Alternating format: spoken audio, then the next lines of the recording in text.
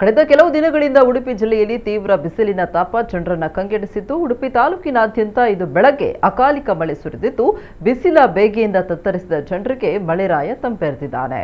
ಇದು ಬೆಳಗ್ಗೆ 10 ಗಂಟೆಯಿಂದ ಸುರಿದ ಗುಡುಗು ಸಹಿತ ಮಳೆ ಜನರಿಗೆ ತಂಪೆರೆದಿದೆ. ಮುಂಜಾನೆಯಿಂದ ಆರಂಭವಾದ ಧಾರಾಕಾರ ಮಳೆ ನಿರಂತರವಾಗಿ ಸುರಿತಾ ಇದೆ. ಬಿಸಿಲಿನಿಂದ ಕಂಗೆಟ್ಟಿದ್ದ ಜನರು ಮಳೆಯಿಂದ ಕೊಂಚ ನಿಟ್ಟುಸಿರು ಬಿಡುವಂತಾಗಿದೆ. ಉಡುಪಿ ನಗರ, ಸಂತೆಕಟ್ಟೆ, ಬಣಿಪಾಲ, ಅಲೆವೂರು, ಪರ್ಕಳ, ಮಲ್ಪೆ ಮೊದಲಾದ ಕಡೆಗಳಲ್ಲಿ ಜೋರಾಗಿ ಮಳೆ ಸುರಿದಿದೆ. ಮಳೆಯ ಪರಿಣಾಮವಾಗಿ ಉಷ್ಣಾಂಶದಲ್ಲಿ ಇಳಿಕೆ ಕಂಡು ಬಂದಿದ್ದು, ಬಿಸಿಲಿನ ಬೇಗೆಯಿಂದ ಬಳಲ್ತಾ ಇದ್ದ ಜನರು ತಂಪಿನ ಅನುಭವ ಪಡ್ಕೊಂಡ್ರು.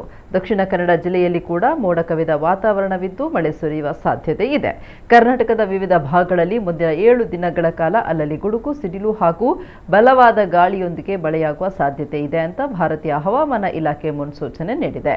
ಮೇ 12ರವರೆಗೆ ರಾಜ್ಯದ ಹಲವು ಜಿಲ್ಲೆಗಳಲ್ಲಿ ಹಗುರದಿಂದ ಸಾಧಾರಣ ಮಳೆಯಾಗುವ ಸಾಧ್ಯತೆ ಇದ್ದು, ಕೆಲವೆಡೆ ಭಾರೀ ಮಳೆಯೂ ಸುರಿಯಬಹುದು ಅಂತ ಎಚ್ಚರಿಕೆ ನೀಡಲಾಗಿದೆ.